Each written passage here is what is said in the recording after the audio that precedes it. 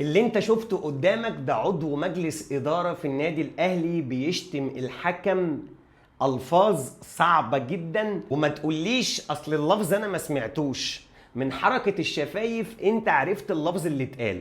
والله العظيم أقسم لكم بالله لو اللفظ ده أو الحركة دي أو الإشارة دي صدرت من أحد أعضاء مجلس إدارة نادي الزمالك او لعيبه نادي الزمالك كان هيتعاقب. طب انت بتحلف ليه يا عم حسن؟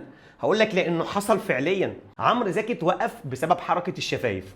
عمرو زكي قال لفظ كده، اتصور على التلفزيون، نزل واترزع وقف بسبب حركه الشفايف. طيب هل اتحاد الكوره مش شايف الالفاظ اللي اتقالت؟ هل الاعلام، هل الهيئه العامه للاعلام مش شايفه الالفاظ اللي اتقالت؟ يا جماعه الفاظ اتقالت على مرأى ومسمع من الجميع، وللاسف الشديد محدش هيحاكمه ومحدش هيكلمه ومحدش هيوقفه. وده للاسف اللي احنا بنعاني منه، انه قوانين تطبق على ناس وناس لا، والاخلاق للاسف في ذمه الله.